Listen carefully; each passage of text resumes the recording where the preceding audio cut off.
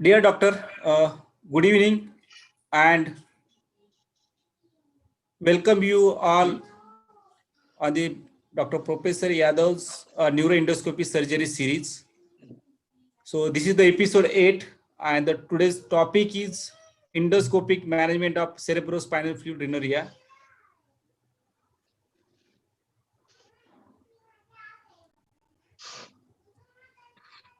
And this webinar series brought to you by DigiNeuro, a digital initiative by Health&You, always together, a joint venture with the Newlink Company Limited, Japan.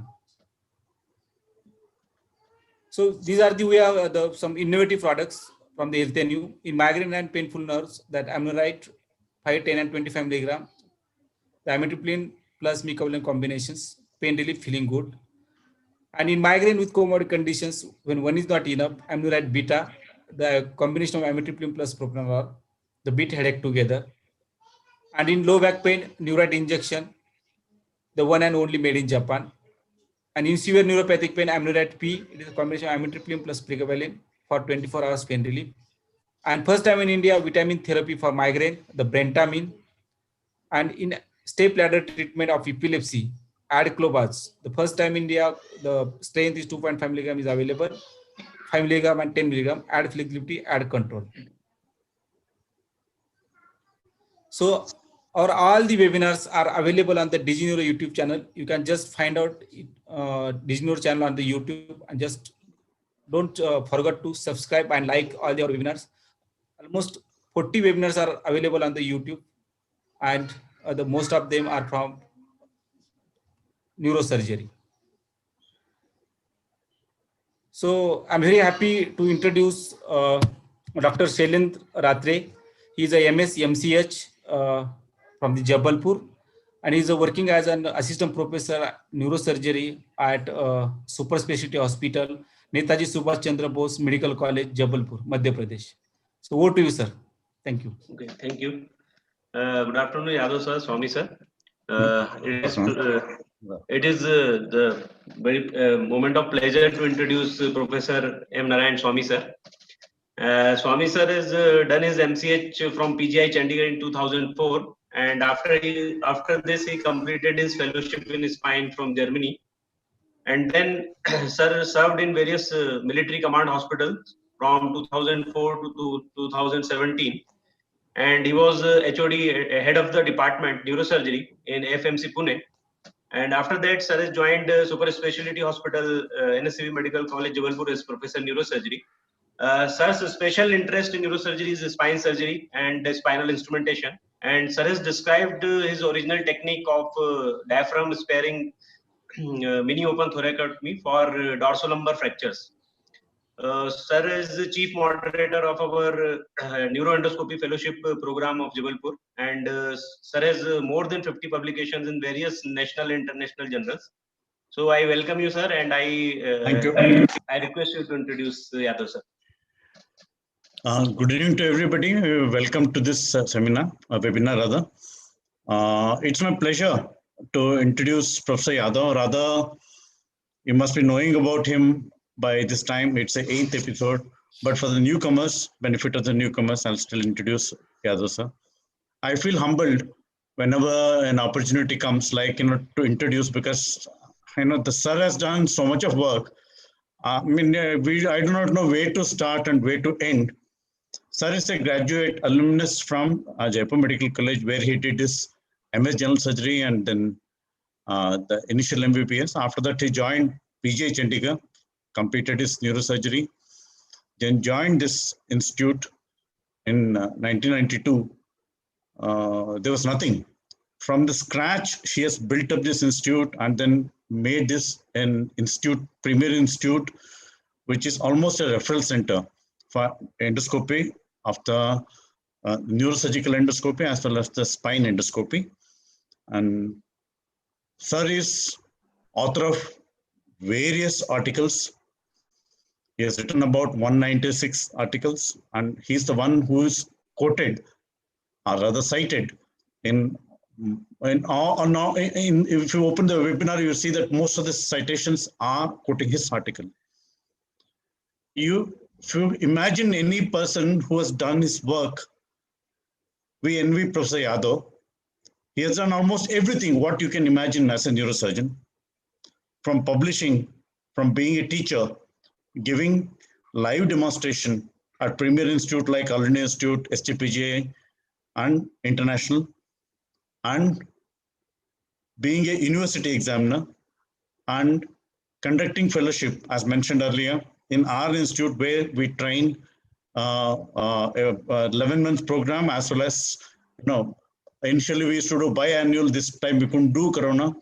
He trains people, on fellowship in neuroendoscopy. Sir has authored many textbooks. Sir has written one complete textbook of neuroendoscopy, which is a gold standard. And Sir has been referee of many of the journals. So you keep on naming what all he has done. I think I can speak for an hour or a day together. I think we'll end this particular thing about Sir's greatness. We'll directly bang on to this seminar, which is CSF rhinorrhea and further discussion. Again, welcoming you all and handing over to Professor Yadav. Thank you, Professor Narayan Swami, for kind words. We move on to the topic of today's talk.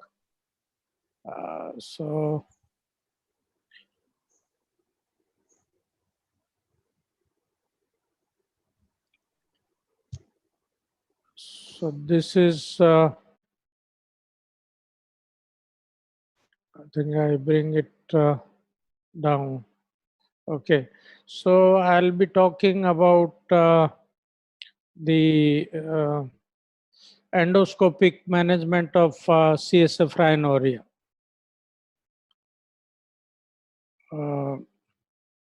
We all know that CSF rhinorrhea is due to communication between intracranial subarachnoid space and the nasal mucosa. So to have CSF rhinorrhea, you have to have defect which is from the subarachnoid space to the nasal mucosa. So that means the arachnoid need to be torn.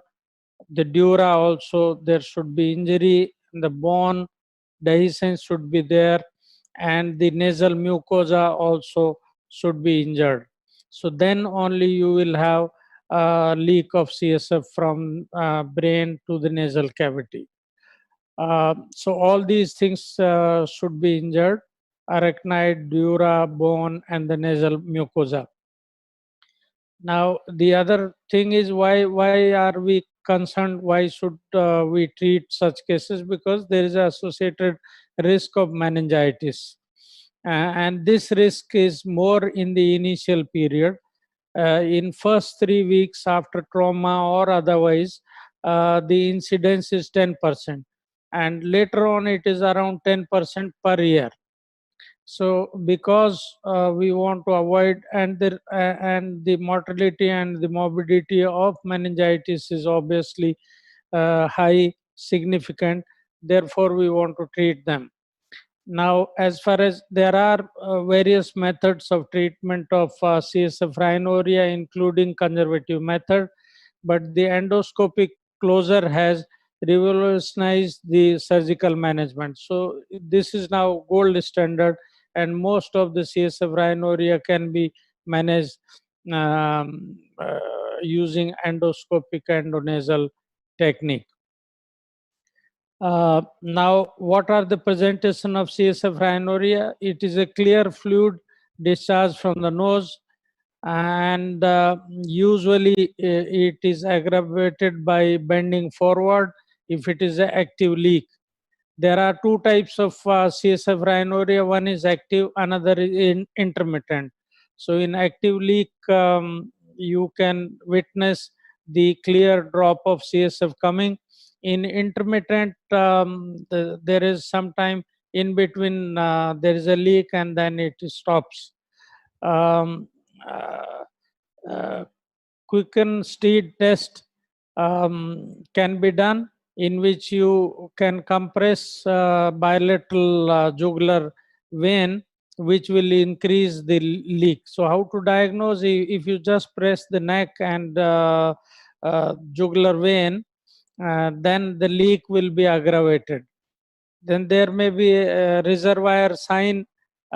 Usually in the early morning, if patient gets up, he or she has a clear fluid discharge. So this is what a classical history may be there, and it aggravate on bending forward. Then there are tests which can differentiate between whether the secretion is the nasal secretion because of allergy or infection from nasal. You have to differentiate the nasal secretion from CSF. So handkerchief test also is quite clinically useful. If you collect the fluid in the handkerchief and it is let it dry, usually the nasal secretions, there will be stiffness. The handkerchief will be stiff because of the mucin present in the nasal secretion. Whereas if it is a CSF rhinorrhea, this stiffness will not be there.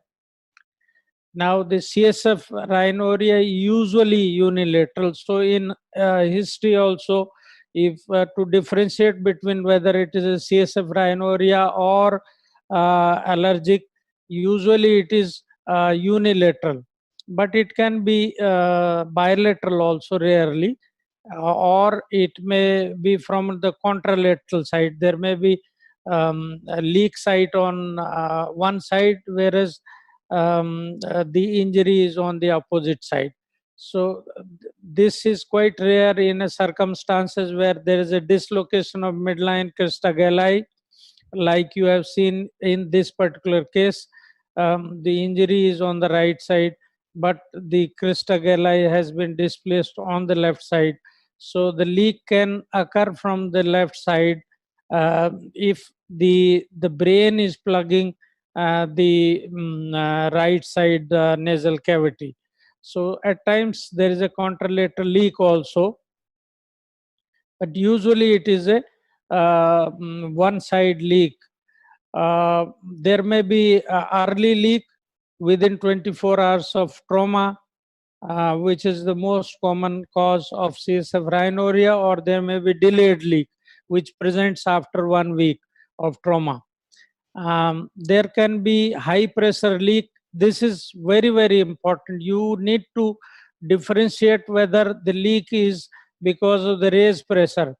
Because if it is because of the raised pressure, then your responsibility is to treat both the leak and also to treat the raised intracranial pressure.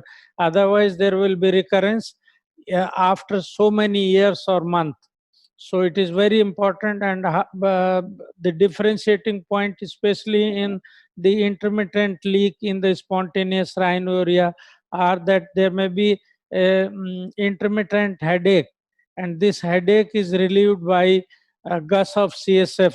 So if this type of history is there, you should be careful to find out that it may be a spontaneous rhinorrhea because of the raised intracranial pressure. So in such situation, apart from plugging the leak, you need to treat the raised intracranial pressure. Then these patients may come with the recurrent meningitis. So they may not be a CSF leak, but if the patient is coming with recurrent meningitis, you should suspect that what is the cause and investigate.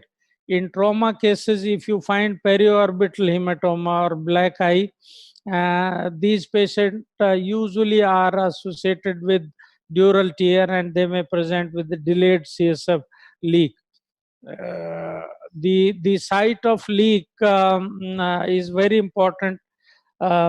First, you have to find out whether the fluid which is coming is a CSF or something else. And once you diagnose that it is a CSF, then second most important is to find out from where it is coming. So there are different sites of leak, starting from anterior cranial fossa, where it can be coming from the posterior wall of the frontal sinus, or through the cribriform plate, or from the ethmoid roof, or lateral lamina. So both may be responsible, or from the sphenoid sinus also in the or there may be injury in the middle cranial fossa, which may have injured the sphenoid sinus, or from middle ear through the eustachian tube, it may be coming in the middle cranial fossa injuries, or even from the posterior cranial fossa trauma. The posterior wall of the sphenoid sinus may be injured, and through the sphenoid sinus there may be leak, CSF rhinorrhea, or from posterior fossa to the middle ear, and then through the eustachian tube there may be CSF rhinorrhea. So from anterior cranial fossa, middle cranial fossa, or posterior cranial fossa. So it's very important to diagnose from where the leak is coming. Otherwise, and at times the leak may be multiple. So you should not be satisfied that if the leak is coming from one side, then don't close your eyes. There may be multiple site leak, especially in spontaneous rhinorrhea associated with raised ICP.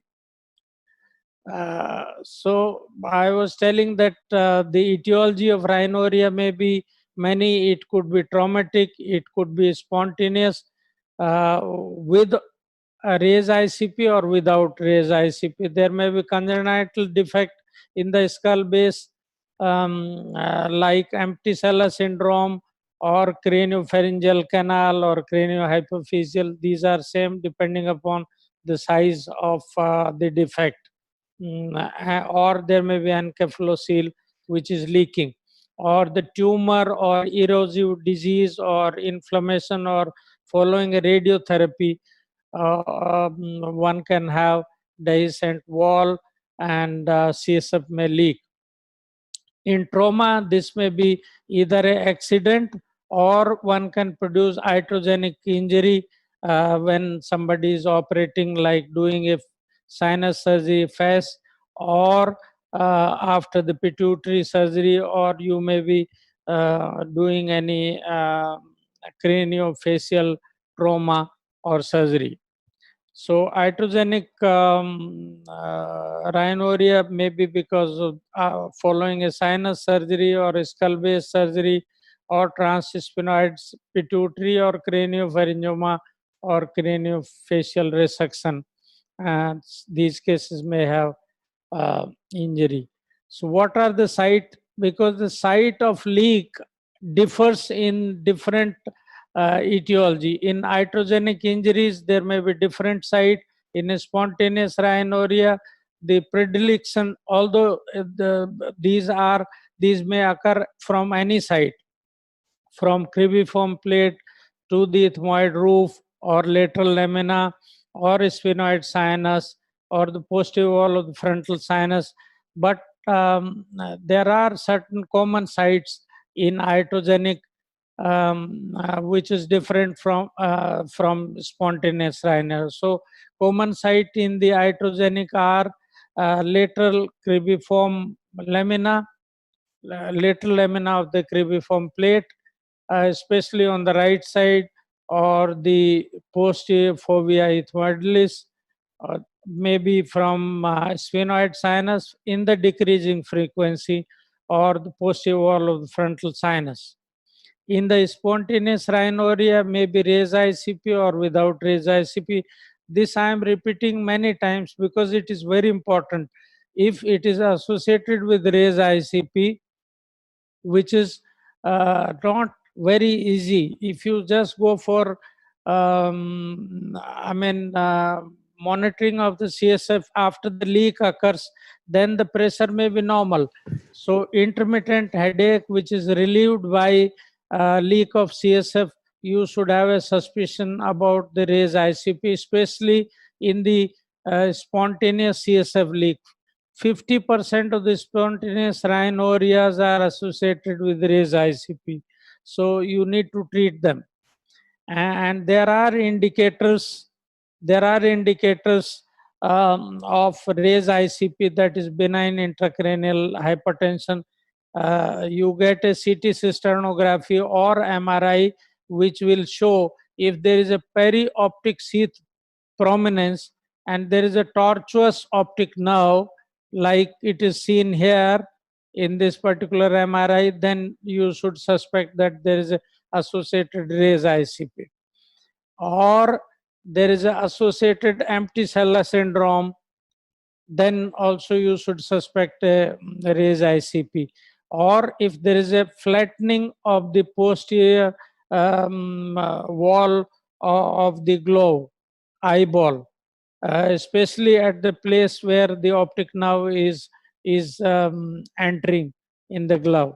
So if there is some indentation here, that also suggests that there is a associated raised intracranial pressure, which also need to be treated. Otherwise, there will be recurrence.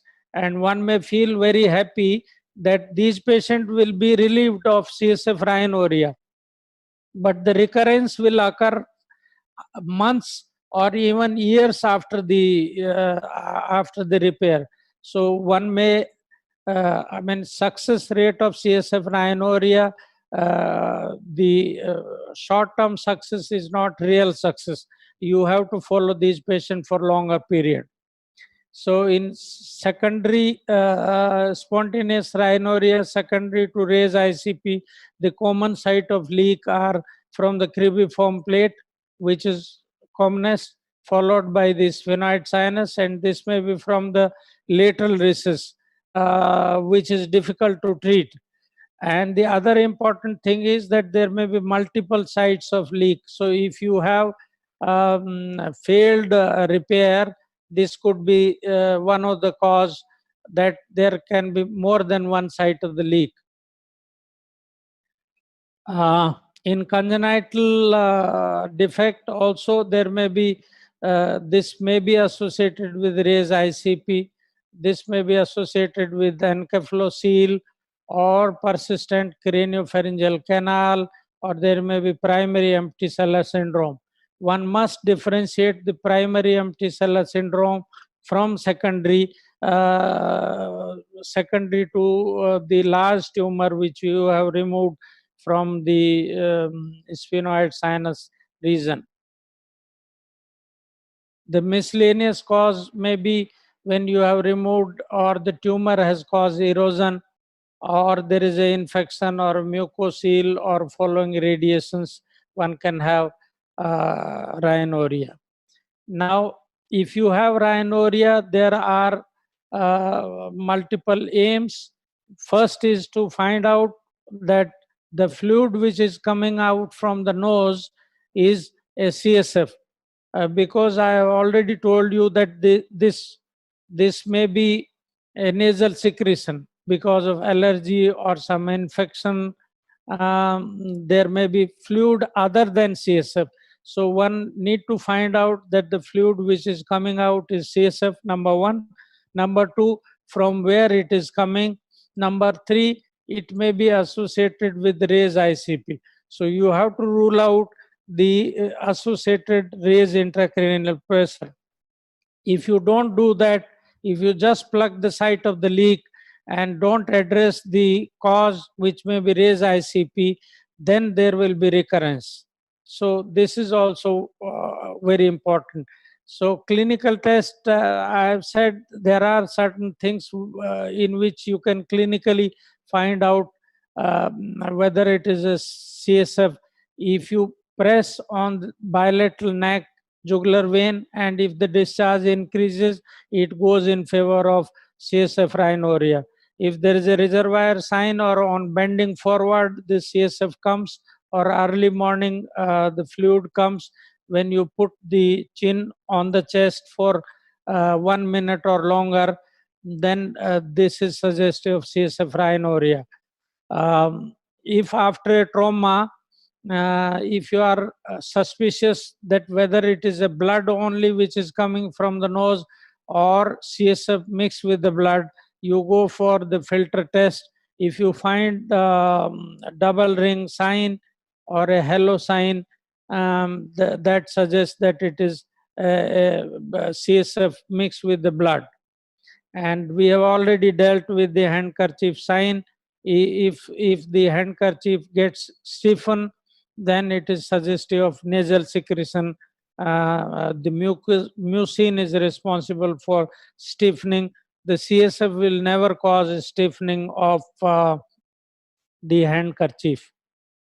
So what are the tests you can find out whether the fluid which is coming out is CSF? The most commonly used test is the glucose test. The concentration, you collect the fluid and get the concentration whether it is a glucose or not. So if the fluid contains more than 30 milligram percentage of CSF of glucose, then it is suggestive that it is a CSF, because the nasal discharge do not contain this much higher concentration of glucose. It is usually less than 10 milligram percent, or even nasal secretions, but it is non-specific. There are other conditions which I will be talking which can cause false positive, and there are false negative also. So this is not a very specific, but it is useful in two situations. If the glucose concentration is more than 30 milligram percent, or if there is no glucose at all, in these circumstances you can say, in first circumstances you will say that it is a CSF. In another, when there is no glucose at all, then you can say that the fluid which is coming out is not a CSF. But the most diagnostic test is beta-2 transferrin. It is sensitive and specific. Only few drop of CSF is required. But if there is a contamination by the नहीं बोलो, फिर वो webinar है उसके बाद में. If it is contaminated by perilymph or the aqueous humor, then these fluid also contains beta-2 transferrin, but it is very unlike that the nasal fluid will be contaminated by this. The presence of blood or nasal secretion does not alter the test. Beta trace protein is also important test. The other glucose I was talking, that how to differentiate whether the fluid which is coming out is CSF. Glucose test has a false positive if it is contaminated by tear or nasal mucus or blood contaminated, or from the respiratory passage. These secretions also may contain glucose, especially if the patient is diabetic and there is a stress hyperglycemia. But there are false negative also. The fluid may be CSF, yet there is no glucose, but usually absent glucose is not there. It may be decreased concentration. In meningitis or intracranial infections, the glucose concentration may be less. So at least there are two. This is a most useful test which is commonly performed, especially in a resource constrained situations like ours. It is quite useful. If the concentration is more than 30 or 40 milligram percent, then and if there is no contamination by blood, then you can say that it is a CSF rhinorrhea. Or if there is no glucose at all in the fluid, that also rules out that the fluid which is coming out is not a CSF. And you should also test the blood glucose concentration, or if you are doing LP, then you should also lumbar punctures glucose concentration also should be should be checked and correlated, especially if there is a meningitis. In both cases, the sugar from lumbar fluid also and from the nasal secretion will be decreased. Chloride concentration also is very important, which is not very commonly done. But if the chloride concentration in the fluid is 110 milligram per liter or more, it is also suggestive of that the fluid is CSF. Beta-2 transferrin we have discussed is sensitive handkerchief sign. If it is stiff, then it suggests the nasal secretions. A double target sign or a hello sign is suggestive that it is blood mixed. And again, we have discussed reservoir sign. The patient bending forward, there is a leak, especially in the early morning. So these are the differences. Whether the fluid which is coming out, clinical differences is whether it is a CSF or nasal secretion. If it is CSF, then usually the history will be of either a nasal or sinus surgery of tumor or FAS, or there is associated head injury which has given rise to CSF rhinorrhea. Whereas if it is allergic thing or infection, there may be sneezing, there may be nasal stuffness or itching of the nose or lacrimation associated. The flow of discharge, there may be few drops or even a gush of fluid depending upon the site of leak. And on bending forward or straining or on jugular compression, the fluid will be discharge will be aggravated, and you cannot sniff the fluid back. If you draw it back, it is difficult because it is a thin fluid. Whereas in nasal secretion, there is no effect on bending forward or straining, and it can be sniffed back. The character of the discharge in the CSF, it is thin, watery, clear, whereas it may be thick in the infection or allergic. And the handkerchief sign also is suggestive of that. Taste of CSF is sweet or salty or metallic, whereas it is because there is no sugar in nasal secretion or very less, so it is only salty. Sugar content of CSF is more, whereas it is less in nasal secretion, and beta-2 transferrin is diagnostic, which will never be there in nasal secretion. So what to do to find out whether the fluid which is coming out is CSF? You collect the CSF in a vial, and then you go for glucose test or beta-2 transferrin. We have discussed the advantages and limitations. And if you are not able to collect, if there is an intermittent leak or there is only a small leak, then you can go for radionuclide cysternography if there is a high degree of suspicion, because it is an invasive test and not very sensitive except for diagnosis.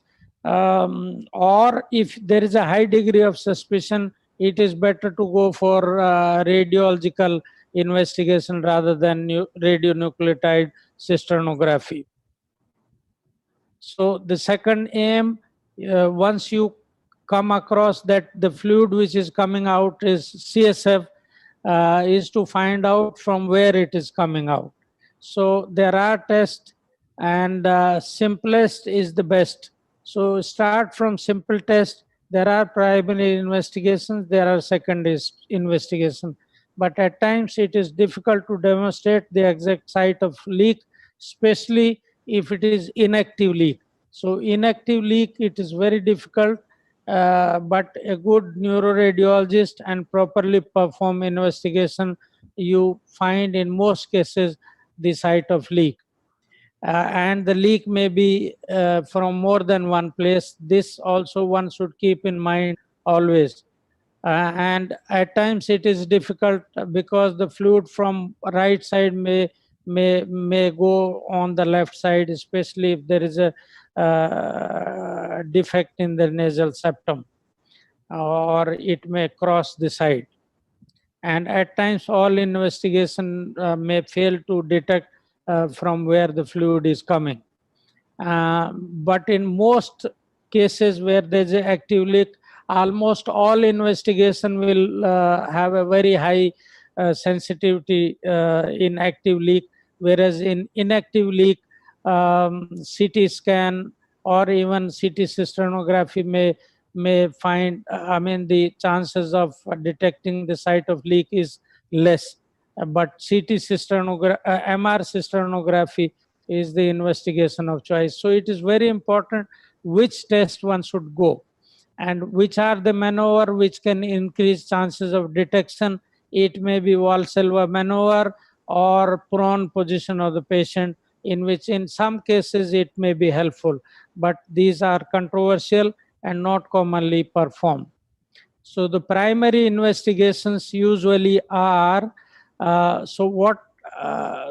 primary first line investigations are either HRCT or MR cysternography. There are indications of each and every, which I think I summarize, and both of them are complementary to each other, because in CT scan, bony details will be nicely picked up, which will not be picked up by MRI, whereas soft tissue delineation is better in the MR cysternography. So both are complementary to each other, and but in situations where the patient has to get the investigation done, like in our setup, and the cost is a factor, in which CT cysternography is very effective investigation, especially in resource constrained situations. So you have to properly advise the investigation, looking at everything, not only what is written in the book, but you have to see the patient condition also. So this may be coming from the medial side, from the middle turbinate, or coming from lateral side, from the cribriform plate, or laterally from the fovea ethmoidalis, or from the lateral lamina of the ethmoid cribriform. So from the lateral lamina also of the cribriform plate, in these two circumstances, lateral lamina or fovea ethmoidalis, the leak will be lateral to the middle turbinate. So it's very different. Very important to find out whether the leak is coming from medial side or lateral side, especially if the leak is from the anterior cranial fossa in the anterior ethmoid. And you need to differentiate whether it is anterior ethmoid leak or posterior ethmoid. Anterior ethmoid leaks are usually deep. So there will be crista galli and the cribriform plate will be deep. Whereas the posterior ethmoid usually it is a flat roof of the ethmoid. So the site, so anterior ethmoid, it is the deep cribriform plate, which is seen here, whereas the posterior ethmoid, it is flat. And in radiology also you can very well easily differentiate, and also see if there is a crista galli present, that means it is coming from anterior ethmoid, whether it is medial to the middle turbinate or lateral to the middle. The approach will be different. If it is medial to the middle turbinate, then you go paraseptal only. Don't do anything, even you don't have to take out the middle turbinate. If it is coming from the posterior, coming from lateral to the middle turbinate, then you have to go for ethmoidectomy, anterior ethmoidectomy or the posterior ethmoidectomy, if it is coming from anterior ethmoid cells or post-ethmoid cells. Then if it is coming from the sphenoid sinus, you need to find out whether it is coming from roof or it is coming from lateral wall, and especially if it is well pneumatized and lateral recess, which is far lateral. So these are difficult to treat, and you require pterygoid approach in these cases. Or it is coming from anterior wall or the posterior wall when there is a fracture of the posterior cranial fossa. So if there is a fracture of the posterior wall, then from posterior cranial fossa, CSF is coming in the sphenoid sinus, and from there may be a leak. So here you can make out, this is the lateral recess of the sphenoid sinus. See, so this and this is the rostrum. This is the anterior wall of the sphenoid sinus. Usually we remove, when we go for transsphenoid surgery, we remove only this much, anterior wall of the sphenoid sinus, the rostrum. But if you remove only this much, it will not be possible to repair the CSF leak coming from the lateral recess, especially when it is well pneumatized lateral recess. So in those cases, you need to remove the base of the pterygoid plate and the maxillary sinus. So here, this diagram shows that if you need to repair the, because otherwise you will not be able to take the instrument and plug this defect here. So you need to remove the medial wall of the maxillary sinus.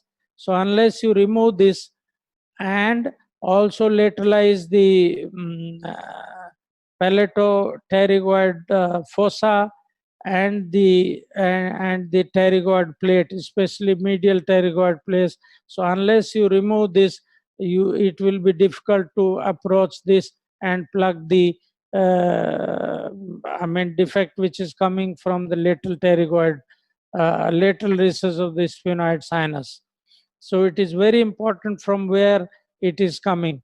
And again, to stress that if the leak is coming from middle cranial fossa through the lateral recess of the sphenoid sinus, and if you just remove the anterior wall of the sphenoid sinus and don't remove the base of the pterygoid plate, you see this is pterygoid plate, so you need to remove the pterygoid plate to reach the site of defect, which is so lateral in the sphenoid sinus, and it is lateral to the carotid artery.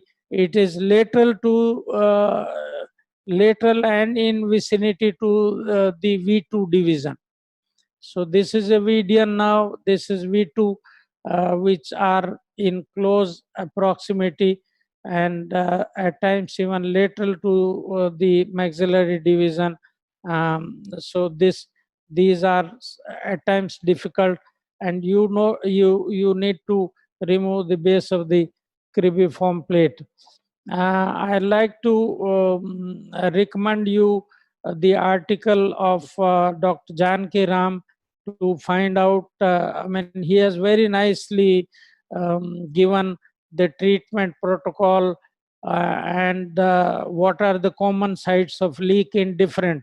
I was telling you that the site of predilection for site of leak in iatrogenic trauma is different, in accidental trauma is different, in CSF rhinorrhea spontaneous it is different. So in iatrogenic it is usually the ethmoid roof, the cribriform plate which are at risk of injury. In accidental trauma, sphenoid and frontal sinus are almost at equal risk of injury. So they are the common site. In a spontaneous rhinorrhea, cribriform plate is the most common site of leak, followed by the sphenoid sinus, especially the lateral recess.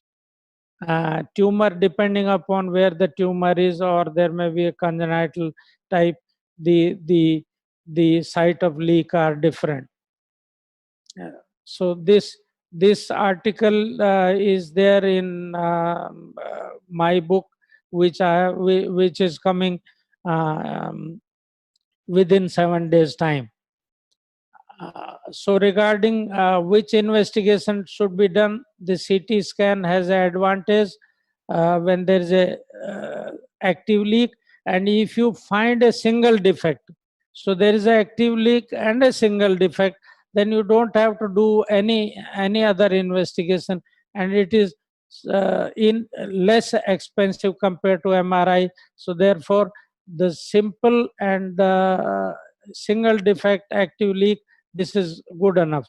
The advantage is bony anatomy is delineated very well, and one can differentiate fluid from air from paranasal sinus. But there are limitations. If there are multiple fractures, then you don't know from which fracture the leak is coming, because all of them may not be leaking, and it is difficult sometimes to detect the fluid from other soft tissue. So differentiation of fluid from other soft tissue by CT scan is difficult, and it is difficult to find out whether it is mucus or CSF or it is a blood, and it at times difficult to differentiate traumatic dehiscence or dehiscence because of the raised ICP from non-dehiscent, very thin bone. It is at times difficult to find out the dehiscent from non-dehiscent bone. So in these circumstances, these are limitations of CT scan. If there are multiple fractures, if you are not sure whether it is dehiscent bone or something else, or whether it is mucus, blood, or CSF which is there in the paranasal sinus, in those circumstances you go for MR cysternography. CT cysternography is also quite useful because it is less expensive. Usually it is effective when there are multiple defect and the active leak. One can find out multiple site. It can detect CSF from sclerotic sinus wall or dense inspected secretion mucus. But one should go for 2 CT scan. One is without the contrast injection and another is after the contrast injection. And then the difference in the CT value of more than 50% is suggestive that it is CSF. So it should be properly done CT cysternography. In most cases in active leak, this will detect. MR cysternography is useful even in the inactive leak. So if there is an inactive leak, if there are multiple bony defect, and if there is a doubt about the CSF or mucus or the blood in the sinus, then it is better to go for MR cysternography. So there are advantages and limitation. I think for the sake of time, I skip all these, but these are important. It is very well given in the book. Again, the chapter by Dr. Nishtha and Professor Jitendra Saini, they have very nicely demonstrated the advantage and limitations of each procedure. And to summarize, I think again it will take a lot of time. What are the advantages and limitations of every technique? But I will summarize what I practice. If how to diagnose if there is an active leak, I usually go for HRCT. And if there is a single bone defect and you have confirmed that the fluid which is coming out is CSF, then you don't have to go for further investigation like MR cysternography or anything. But if there is a suspicion in HRCT, high resolution CT scan, which can be reformatted, and 3D image also should be taken. So if there is a suspicion, so what are those cases in which there may be suspicion? Are that when you have multiple defects, multiple fractures, then you don't know from which fracture the CSF is coming. Or if you are not able to differentiate mucus from the blood or CSF, which is difficult obviously by CT scan, or it is very difficult to find out the dehiscent bone from non-dehiscent bone. There are thin bones also in the skull base, especially cribriform plate and the lateral lamina of the cribriform plate. These are very thin. So at times very difficult to find out the normal non-dehiscent bone from dehiscent bone. So in these three situations, you can go for either a MR cysternography or CT cysternography. In intermittent leak, if the intermittent leak could be of two types.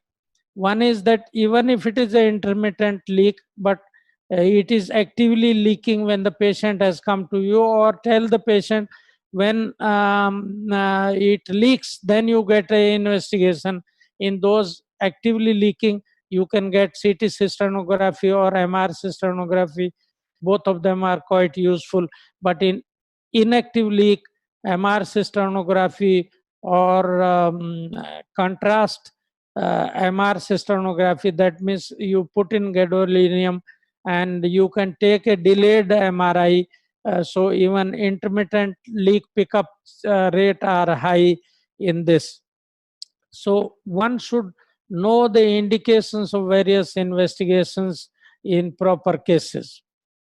Now, next is the management of CSF rhinorrhea. I think if you think proper, we can break little bit and take some question after or what to do. Sir, there is one question at present, sir. Okay. So, So can we I take, sir, one stop. question? It can. So I stop sharing first, and then take the question, or Yeah. keep. We can do that, sir. You can stop sharing, take the question so that you can be viewed in full. Okay, okay. So stop sharing. Yes. And now tell me what to do. Sir, there is What is the question? from Dr. Hardan Devnath from Dhaka, Bangladesh. Yes. He's asking, is it possible to repair post-surgical rhinorrhea caused by huge nasofrontoethmoidal encephalocele repair?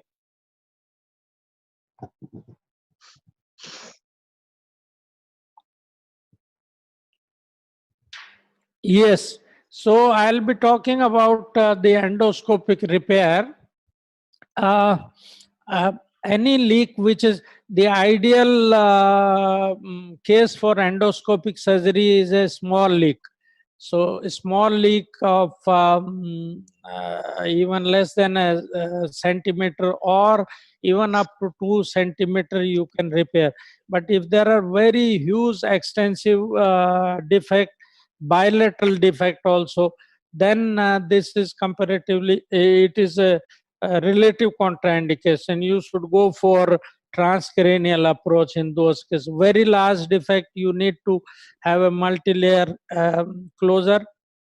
Although in endoscopy also, one can go for multi-layer closure, including placement of the bone or cartilage. But very large, huge defect, it is better to go for transcranial approach. A big defect from I mean from ethmoid to the sphenoid sinus, I think it is better to close the transcranial, especially if it is bilateral. Yes. Yeah. Okay. So then I don't get the rest.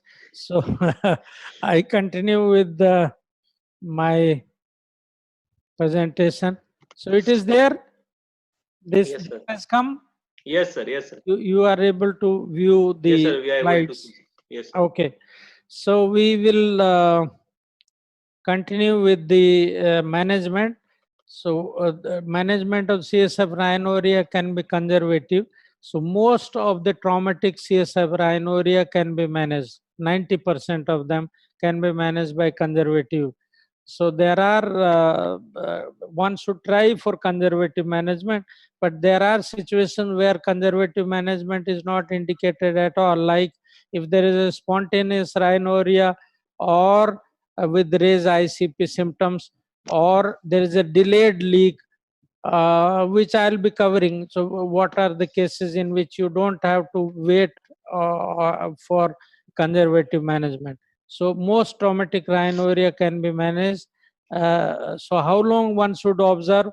Up to maximum 2 to 4 weeks after the trauma or after the operation. You wait, and then if it does not stop, then you have to go for surgery.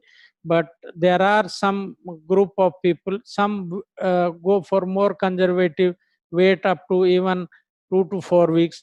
But there is another group of people who say that just waiting for 7 to 10 days is good enough. There is no advantage of going for longer wait. But especially if the leak is decreasing in amount, then you can hold on up to 2 to 4 weeks, up to even 4 weeks.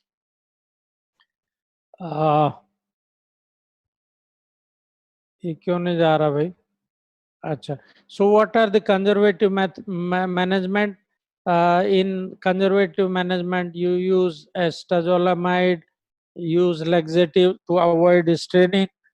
Prophylactic antibiotic, there is a controversial role, head and elevation, avoidance of sneezing. And if the person, you can tell that if there is a sneezing because it is a reflex, then one should open the mouth.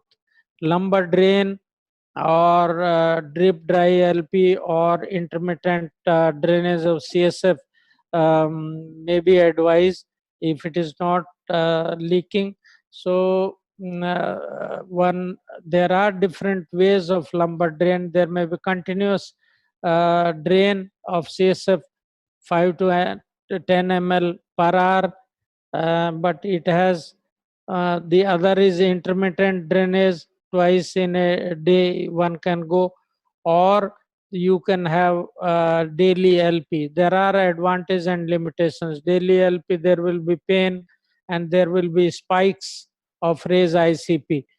Continuous drainage, there are risk of infection and there may be over drainage, but there are situations where people have said that intermittent drainage, put in a indwelling catheter, but don't remove every hourly.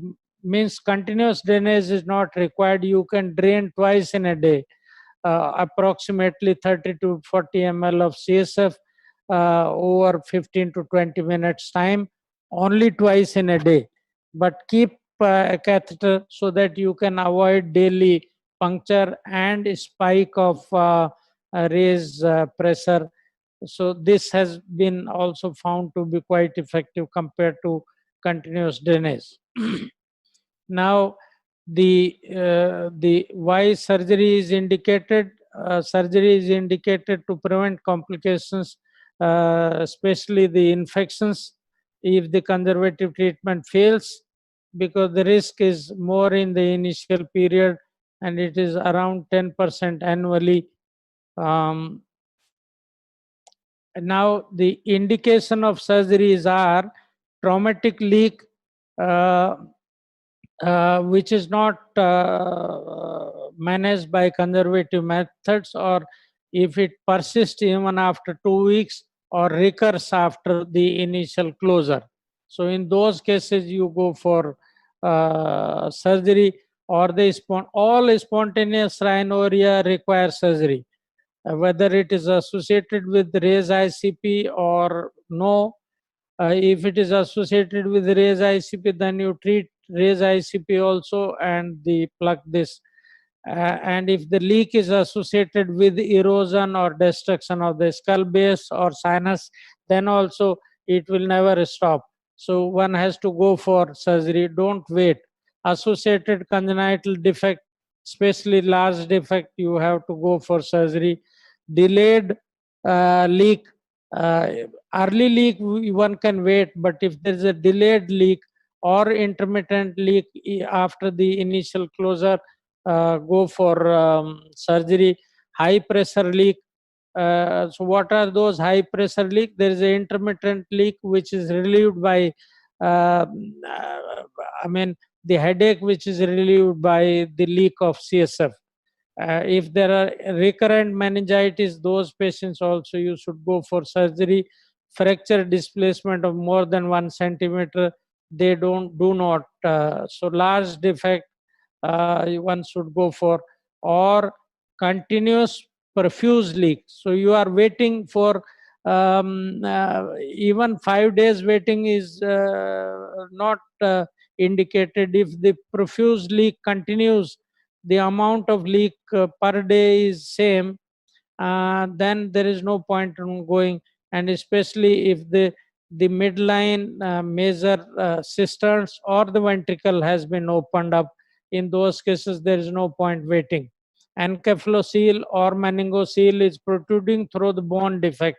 So these cases don't heal because that meningocele or encephalocele is preventing the healing. So therefore these patients also will not stop by conservative, or the penetrating injury, or there are comminuted fracture. So what are comminuted fractures? When the bones break into several pieces. These patients also do not I mean respond to conservative. Or there is an enlarging encephalocele, more than 2 cc of air, despite of the conservative treatment. The pneumocephalus should decrease in this thing. If it is same or increasing, that means there is the large rent in the dura, unlikely to heal by conservative. So what are those cases in which one should not wait for long or at all? Is fracture displacement more than 1 centimeter, delayed or intermittent leak, spontaneous rhinorrhea, profuse leak coming from sphenoid sinus or petrous apex, petrous bone fracture, or encephalocele or meningocele, preventing healing, penetrating injury, comminuted fracture, or fracture close to the midline, because the cisterns are quite big there, so there are less chances of healing. Now, in surgery, there are two methods. One is intracranial approach, and another mainly is the endoscopic endonasal. So the success rate of intracranial is about 70 to 80%, but there are a certain subset of patient in which intracranial is indicated. So the transnasal endoscope is preferred over the intracranial approach. The morbidity of intracranial approach is higher. The chances of wound infection, severe headache, and anosmia are higher in the intracranial approach compared to endonasal. But there are indications of intracranial approach. What are those? Where there's entire floor of the anterior cranial floor or the large defect, which is bilaterally comminuted fractures, large defect, in which intracranial approach is better, because if you repair it from cranial side, the chances of success of this is better. So large bone defect, entire cranial fossa, multiple fractures, associated intracranial pathology, like if there is associated hematoma or some infection or brain abscess associated with this, then you treat that intracranial pathology and also plug from intracranial side. Or severe recurrent leak not amenable to endoscopic treatment also require transcranial approach. But most CSF rhinorrhea can be treated, over 90 to 95% can be treated by endonasal approaches because of the better success rate, reduced morbidity, the sense of smell almost it is preserved in almost all cases. There is short hospital stay, craniotomy can be avoided. The advantage is easy access, better precision and accuracy, procedure of choice, and 90% success rate in the first attempt, and almost 95 to 98% in the second attempt. So good success rate. So what are the best cases, better cases for endoscopic approach? These are best suited for a small defect in the sphenoid sinus or in the cribriform plate or in the anterior posterior ethmoid sinus. So a small defect in these sphenoid, cribriform plate or anterior posterior ethmoid air cells.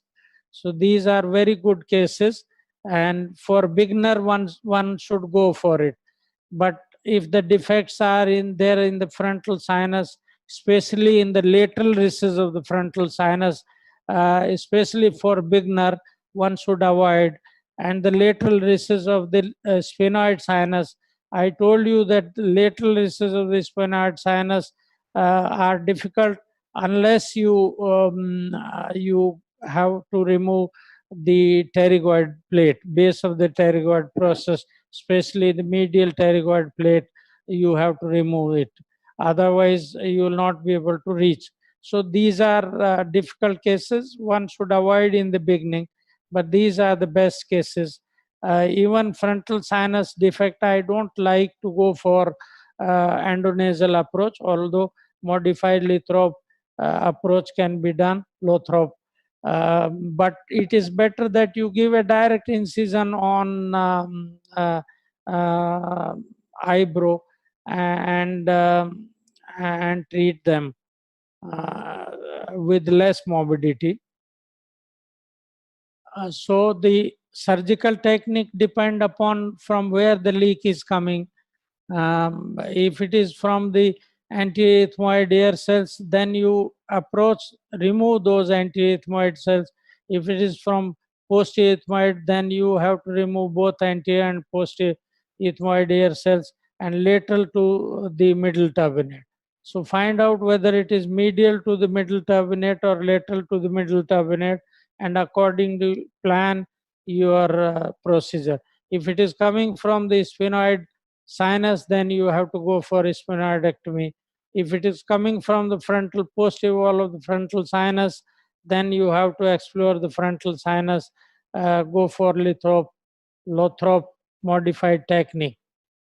One can use a rigid scope of 0 degree, 30 degree or 45 degree depending upon the requirement, but most work can be done with the 0 degree. Even if the visualization you need to require angle, because one can visualize, but working and plugging the thing, you have to have a good approach. Means you have to remove the tissue anterior to that, means whatever coming in your way. And the instruments are passed generally below the endoscope. So the scope is on the superior side. One can use 18 centimeter long scope or 30 centimeter. So especially if you use 30 centimeter long, then one should use holder. And the advantage is that both hand of the surgeon can be used. Otherwise, most CSF rhinorrhea can be done using one hand technique. Surgeon holding the scope 18 centimeter long, or the assistant can also hold the scope. And for visualization of the defect, one can use yellow filter for the endoscope or blue light filter for the light, which increases the especially blue light filter when fluorescein is used, but rarely. But some of our ENT colleagues, they use it and it is quite helpful. So general anesthesia is used. One should go for the vasoconstriction using the adrenaline solution soaked in cotton patties. One should thoroughly inspect the nasal cavity. Head end should be elevated and the neck or head is tilted in such a way that both the nostrils can be visualized, and especially the nostrils from where it is the leak is coming. So endotracheal tube is kept on the left side in the nasal cavity, uh, and head is tilted so that one can towards the opposite side. The endoscope is placed superiorly, and one should push the vestibule in such a way so that the working space is created more wide, and the instruments are generally passed below the endoscope in all cases except in very few situations.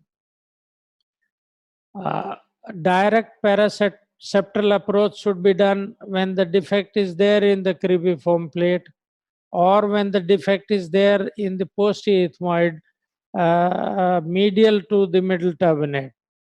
So paraseptal approach in those cases, but if the defect is lateral to the middle turbinate, then you have to go for anterior or posterior or both ethmoidectomy when the defect is there in the lateral lamina of the cribriform plate or the roof of the ethmoid air cells. So it is very important to know from where it is coming. So what are the general principle? You identify the leak, and at least 5 millimeter of the nasal mucosa should be removed all around. Why? Because if you leave mucosa, then there will be no fibrosis and healing will not occur, and there will be recurrence. So at least 5 millimeter of the all around mucosa from all directions should be removed, so that there is a fibrosis of the flap or graft which you are using. The bone also should be removed all around the dural defect to find out the extension of the dural defect.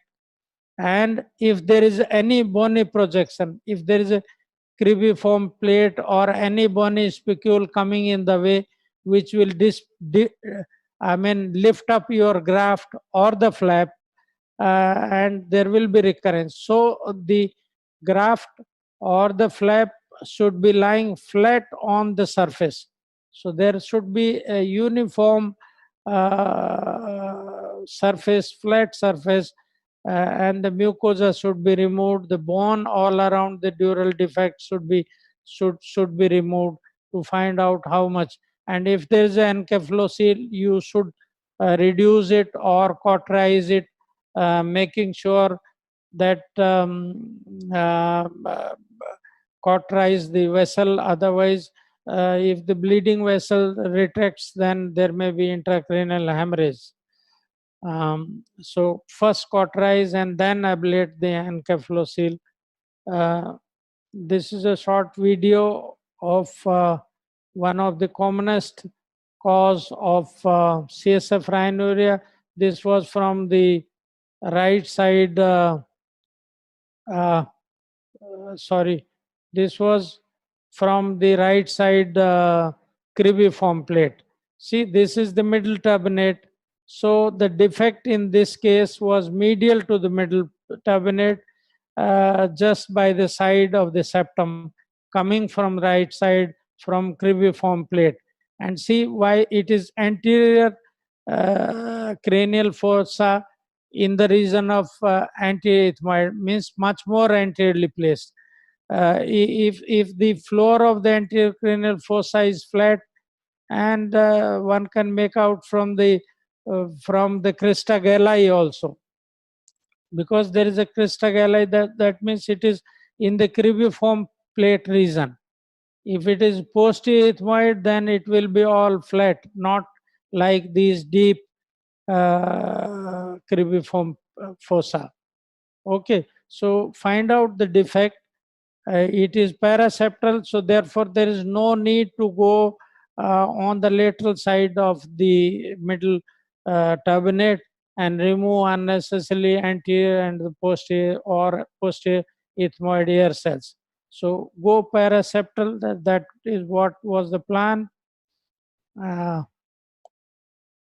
Sorry.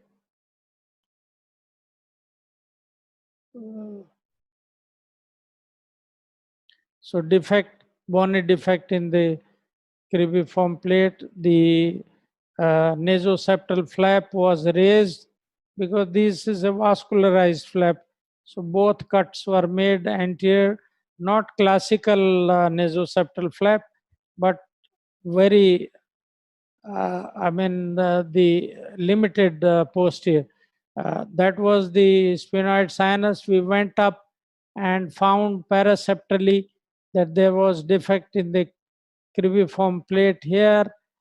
The flap was disconnected, superior cut was made, and the flap was dislocated inferiorly. The mucosa around the defect was cauterized and removed.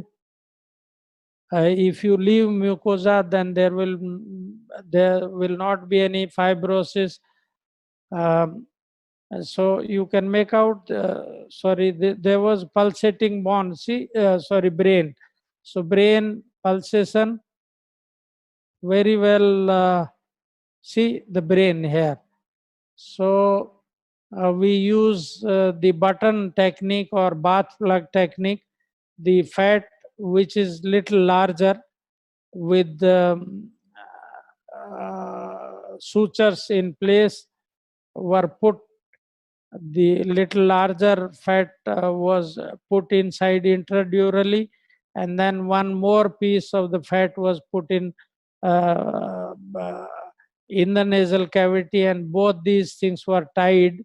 Both the nasal, the fat were tied so that it does not migrate, and then the silk was tied, or vicryl was tied, and then the flap, the vascularized flap, nasoseptal flap was applied, and then the tissue glue was applied. And one should use Abgel and Surgicel, just that there is no avulsion.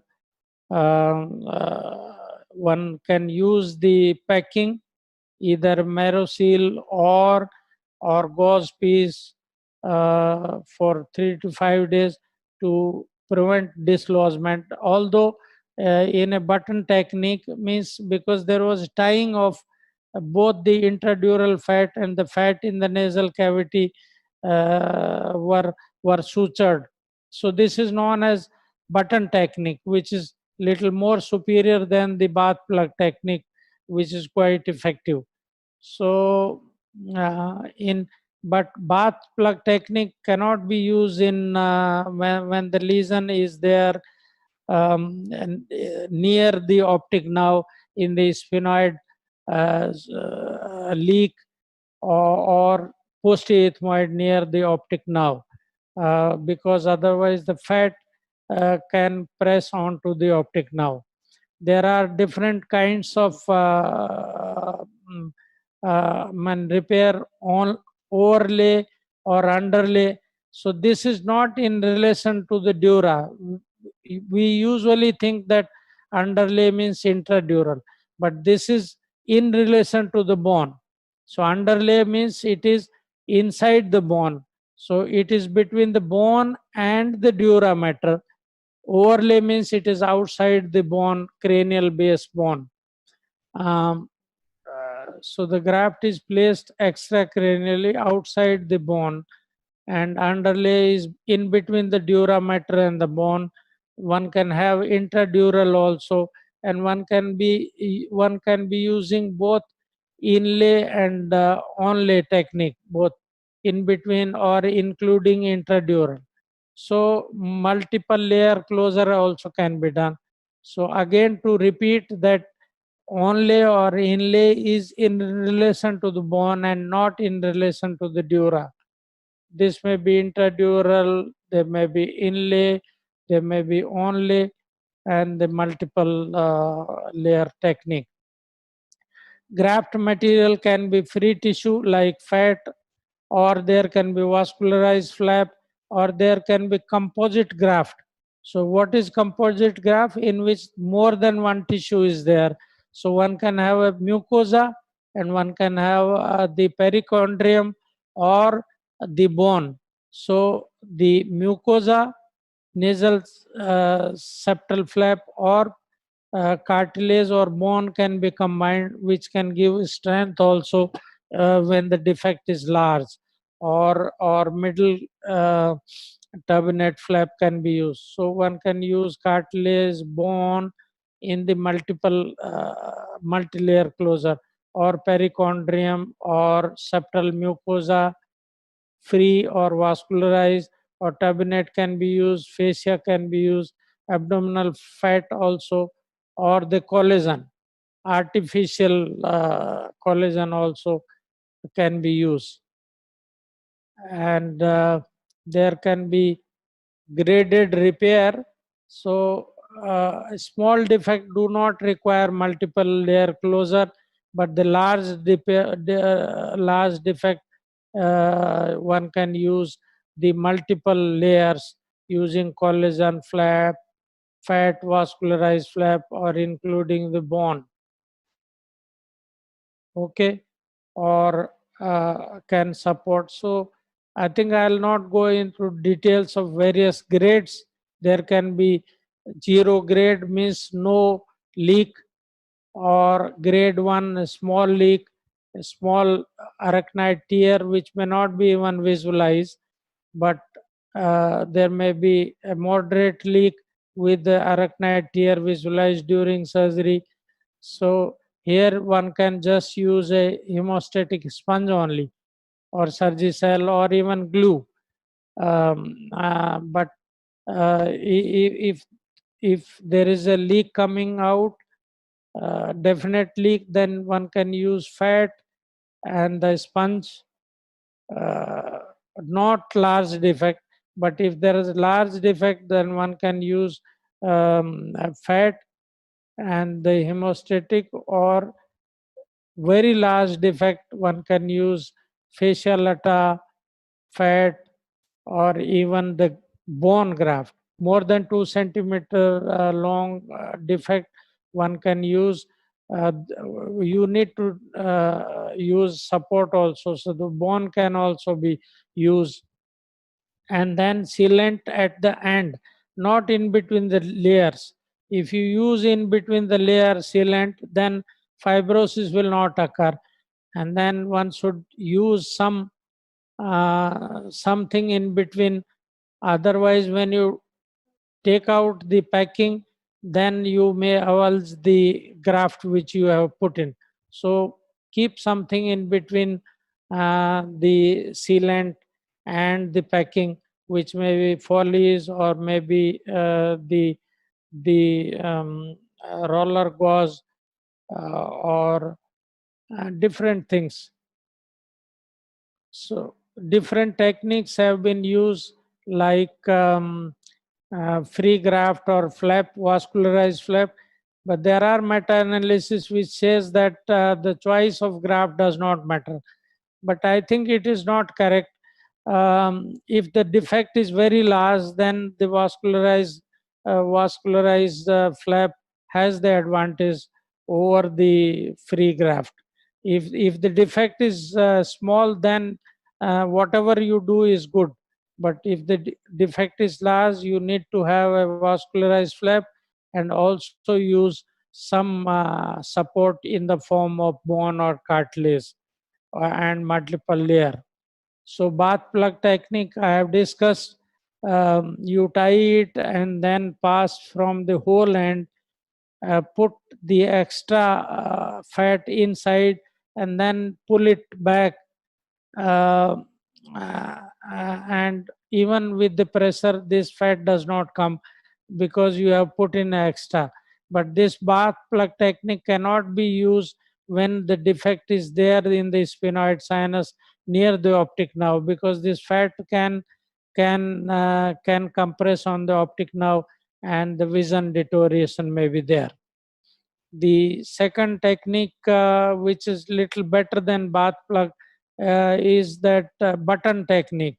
Means there is inside intradural fat which is slightly larger than the defect, and outside in the nasal cavity you put in a fat, and both fat are sutured with each other so that there is no migration of the graft.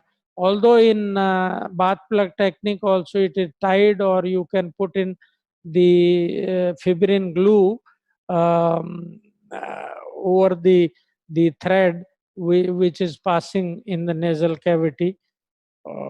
So that also can be done. But using a button technique means fat both side and tying them is better than that. So if there are larger defect, then you can use composite graft, especially the rigid support using cartilage or bone from middle turbinate or inferior turbinate or the septum. So use mucosa along with the bone is a composite flap. One can have a subdural or a intradural graft, or one can use multiple layer technique. So this is quite useful when there is a you have removed a large tumor and the dead space has been there in craniopharyngiomas. What I do is I put in a large fascia lata which is going in the defect and also coming out in the nasal cavity, large fascia lata, and because if you put in a fat and if the ventricle has been opened, then this fat may float inside the ventricle and can plug. So put the fascia lata large one which is coming out, it cannot go in the ventricle, and the defect is filled by the fat, and then put in the bone if the defect is larger, to give a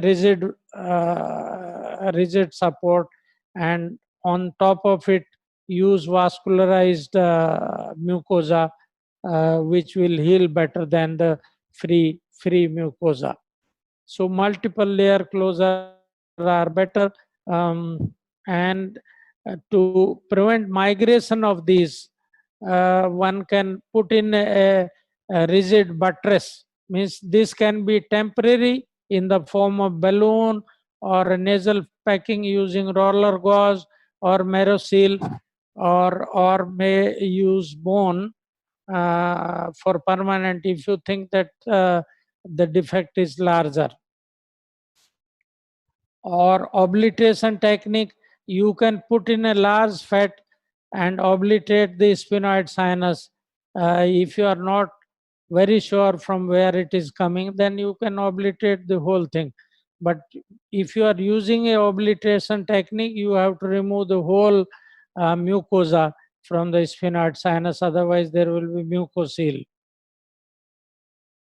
So the graft should be supported by Abgel or Surgicel.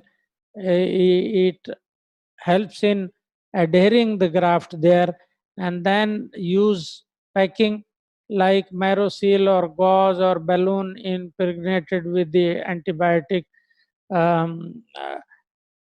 and it should be separated by Abgel or Surgicel. Otherwise, when you remove this packing, then the graft also may come out. The second important point is that the fibrin glue which you use should never be used in between the layer. So if you are going for multi-layer closure, then don't use, supposing you use fascia lata, so then you put fibrin glue. Again, you are putting a fat, use fibrin glue. So if you use fibrin glue, it is a disadvantage in between layer, because fibrin glue will prevent fibrosis and your patient may come with recurrence. So at the end of all layers, then you put in fibrin glue. Or when you are, you have a doubt that this graft may migrate, then at the most at the margin of that graft, you can put some 1 or 2 drops. But don't put in fibrin glue in between the layer of multi-layer closure.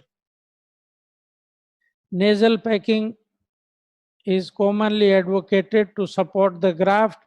Gel foam should be put in between the graft and the nasal packing. Otherwise, when you remove the nasal packing, then the graft may come. And keep nasal packing for 3 to 5 days. Bed rest for 3 to 5 days with the head and elevation is good. Perioperative prophylactic antibiotic role is controversial, but most people favor it and they give it.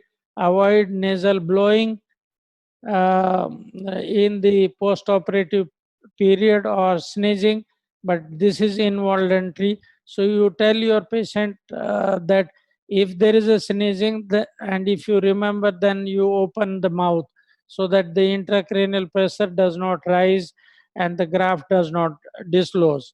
And don't go for any Valsalva maneuver. Stool softener to avoid straining in the post-operative period is important. There are reports of direct suturing of the dural edges. It can be done and one can use fasciolata to bridge the gap between the dural margin, but it is difficult and it is not required, especially when you have these good grafts and fibrin glue available. So vascularized flap has changed the whole scenario, even if the defect is very large. So even the large defect success rate is quite high.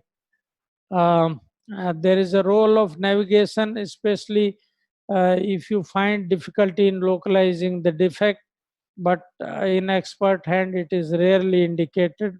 For beginner you can.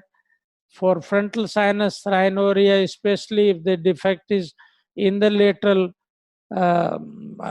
recess extending superiorly and laterally, in which you can use modified Lothrop's procedure and you can come from opposite side. See if the leak is coming from the lateral recess, coming from the ipsilateral side, you may not be able to reach at this side. But if you come from other side and you make a hole in the nasal septum, in the anterior and the superior portion of the nasal septum, go from the opposite side, then you can reach the opposite side lateral recess. So modified Lithrop technique can be used. You can remove the septa in the nasal septum, frontal sinus, but if such situation is there, you make a direct incision in the frontal. So our ENT colleague are very comfortable in doing Lothrop, but for most neurosurgeon, I think one can go for direct incision there, and using a very fine drill, one can break the anterior wall of the frontal sinus from 3 sides and then rotate it, mucosa removed or displace it, and then you can find where the defect is and plug with the fat or fasciolata. Again, a diagram showing that if the defect is there in the lateral recess of the sphenoid sinus, well pneumatized, unless you remove the medial wall of the maxillary sinus or lateralize the palatopterygoid foramen and those vessels coming from it and the base of the pterygoid plate. So unless you remove it, you will not be able to reach the lateral recess. And at times even removal of this does not allow. So in those cases, you might have to come from the opposite side. Opposite side. This will give you more angulation and better angulation for lateral recess of the sphenoid. Again, showing, I think I will not go into the details of how you repair it, but a pneumatized pterygoid plate, lateral recess may be very well pneumatized and it is difficult to repair. the lateral recess just by removal of anterior face of the sphenoid sinus. So remove the pterygoid plate.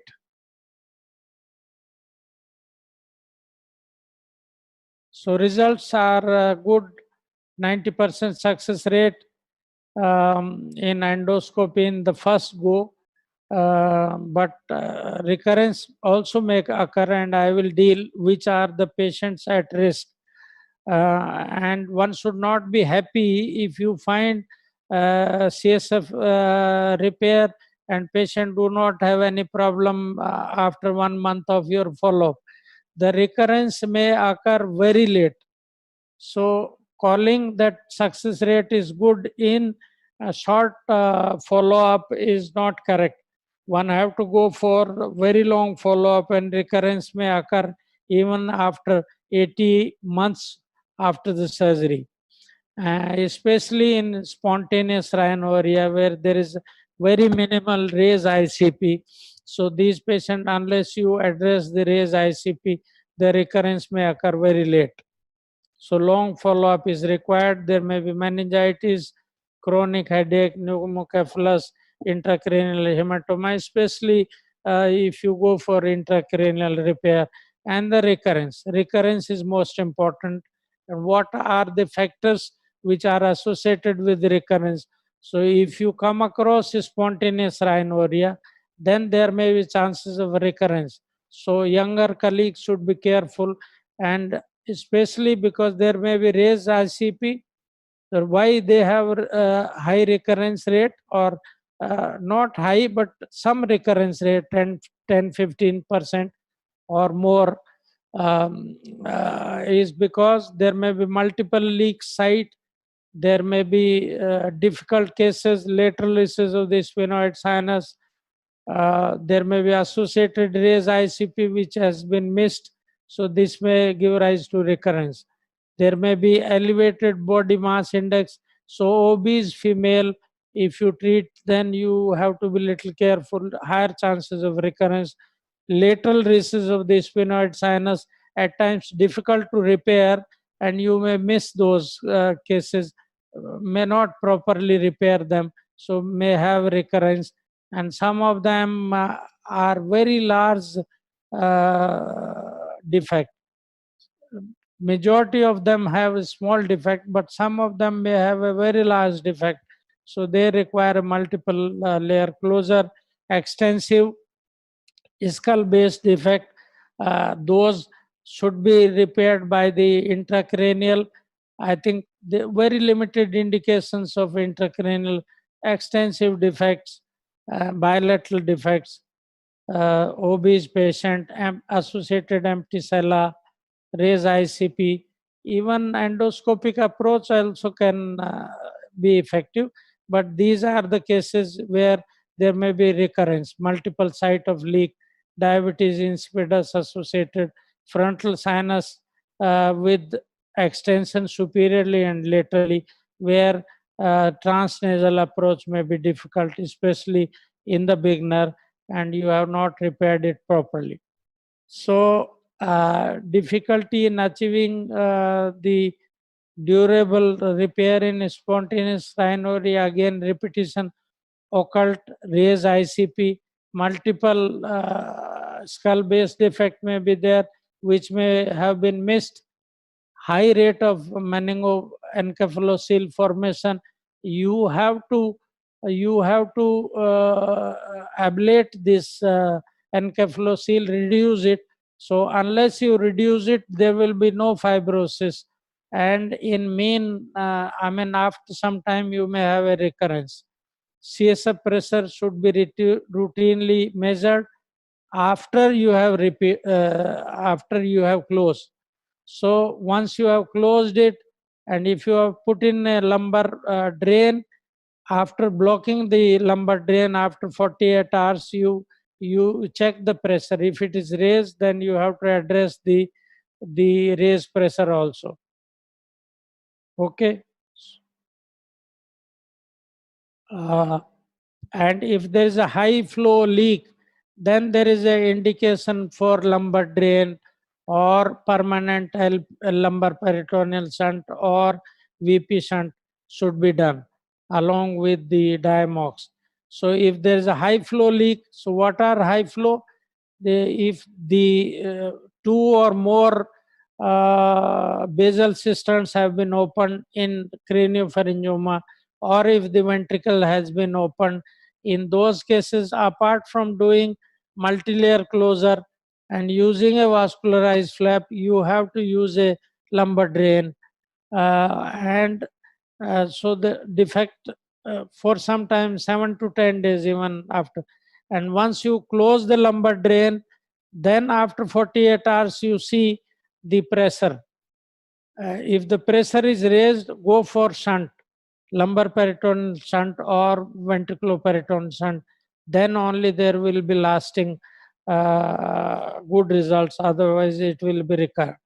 But if there is a low flow CSF rhinorrhea, there is no indication for lumbar drain or shunt for that matter.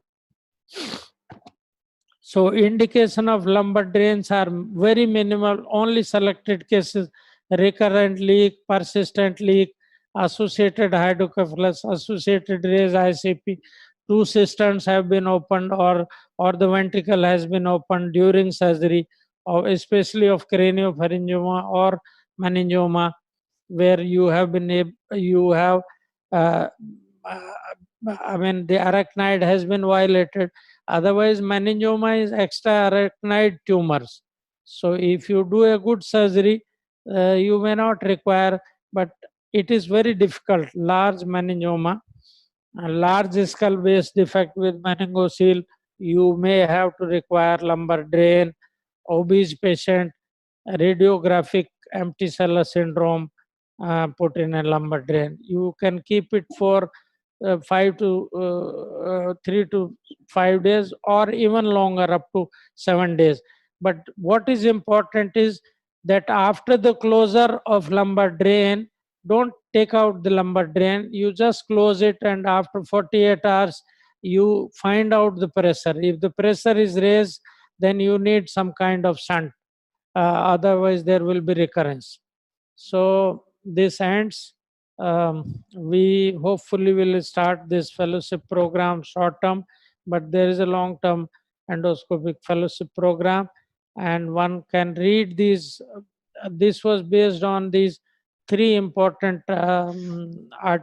chapters by Dr. Jankiram and Dr. Nishtha. These are very good article. I think everybody should read from book which is coming. These 2 articles in a book which is our book which is coming, and my article in Asian Journal of Neurosurgery.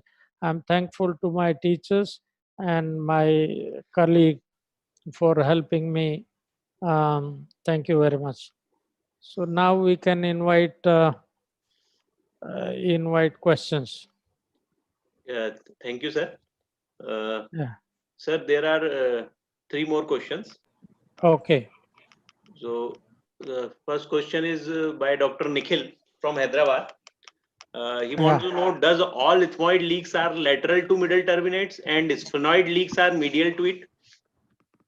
No, does all? Sir, ethmoid leaks are lateral to middle turbinate? No. I told you that there are leaks which comes from a cribriform plate. Okay, so they are medial, and the posterior ethmoid leak also, some of them are medial to the middle turbinate also. So in radiogram, in MRI cysternography or CT cysternography, or even in CT scan, you should be able to find out whether these are, the leak is from medial to the middle turbinate or lateral. So cribriform plate rhinorrheas are usually medial to the middle turbinate, in which you don't have to disturb the middle.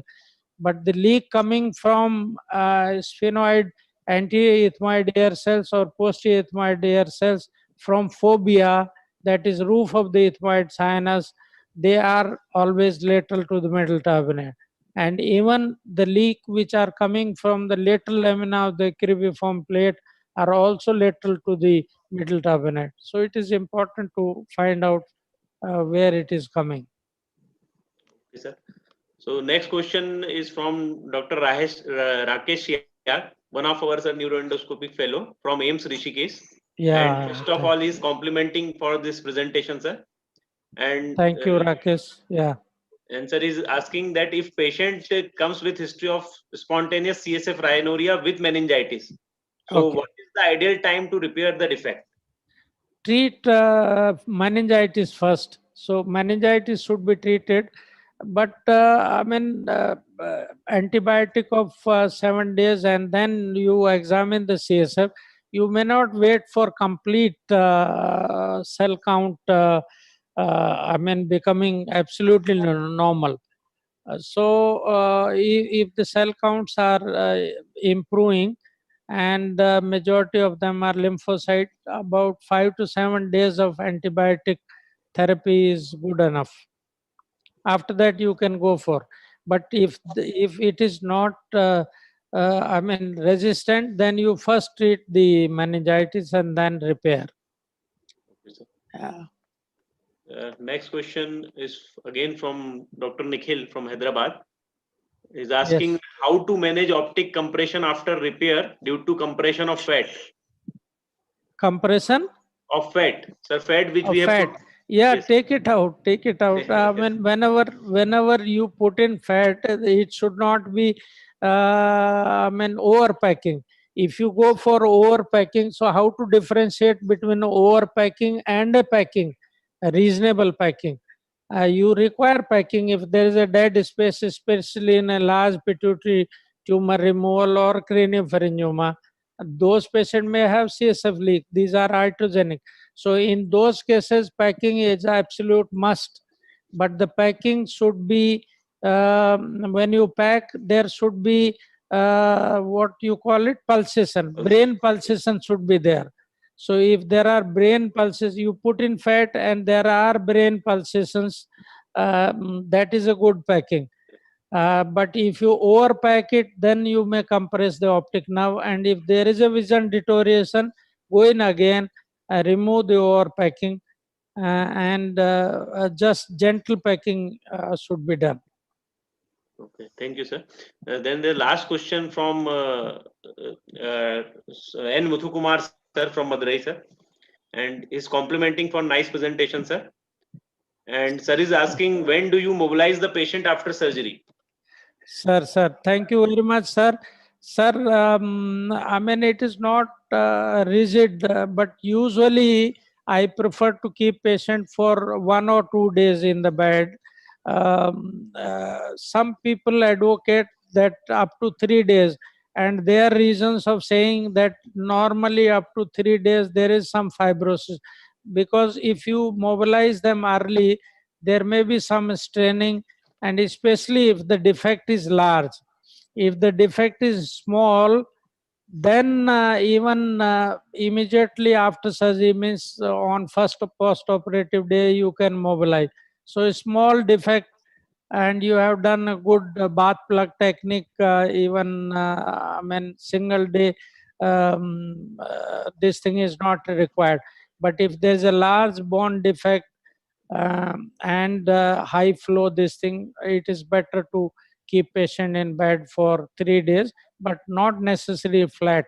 It is about 20 to 30 degree head and up. That's all, sir. For sir, I am sending the copy, which is available now in 2-3 days time. So thank you, sir. Thank you very much, Muthukumar sir. Thank you. Thank you, sir. This is very confusing topic, CSF rhinorrhea, and sir, there are a lot of questions and confusions in this topic. Sir, you have nicely covered this topic, and sir, most of the questions are solved, sir. So thank you. I am grateful to you all for helping me out, and also grateful to the HNU who have sponsored all these talks, webinar. Thank you very much. I think we will be planning for live surgery, but we should wait for corona thing to become little stabilized. So maybe after 1 month, we have covered all the topics which I think is necessary as far as I am concerned. So this is the last webinar. Thank you very much. We will go for live surgery after some time, maybe one month or so, different surgeries. Thank you. Thank you. Thank you, sir. Thank you very much, audience. You came in large numbers. When the master speaks, people do join in. In spite of a lot of webinars coming your way, you have been consistently attending sir's webinar for last 8 episodes. And today also, we got 405 logins from 7 Thank you. I mean, this is 7 different countries and 23 logins from abroad. So thank you very much, audience, for watching these episodes, last 8 episodes given by sir. Each type of endoscopic surgical intervention was dealt with by sir in complete detail, with all the possibilities, almost like sir is standing in front of you, helping you to do a surgery step by step. And even the senior doctors like Dr. Muthukumar, just now you saw asking questions, Dr. Suresh Sankla, Dr. Dev Pujari sir, have been consistently watching these episodes of Professor Dr. Yadav's endoscopic webinar series. We loved carrying this 8 episodes, sir, from Health and You, and giving this enlightenment and education to fellow neurosurgeons from your side. I am sure neurosurgeons must have found it very, very educative, very enlightening, your guidance on various endoscopic surgical interventions. All the episodes, audience, are available on Digi Neuro platform on YouTube. So you just go on YouTube and just type Digi Neuro, and you will see all these 8 episodes of sirs and many more webinars that we have conducted in last 2.5-3 months from various neurosurgeons across the country. So this has become, the Digi Neuro on YouTube has become a resource in itself of neurosurgical interventions. And sir, you have added tremendously in this enriching resource. Sir, on behalf of Health and You, we would like to thank Professor Yadav sir for carrying these episodes for last 8 times. We would also like to thank Dr. Shailendra Ratre sir for coordinating several episodes, including today's. And Dr. Narayan Swami has been with us for quite some episodes. So, Dr. Swami, thank you very much for being with us and coordinating these episodes. And initial episodes were carried by Dr. Parihar. I would also like to thank Dr. Parihar sir for being with us. So audience, this has been an excellent journey for us. I hope it was also for you. On behalf of Health and You, this is Deepak Naik requesting you to support Health and You products and signing off. Have a wonderful remaining day and night. Thank you very much, sir, for giving us this opportunity to carry your webinars. Thank you. Thank you. Thank you so much. So nice of you. Thank you. Thank you, sir. Thank you.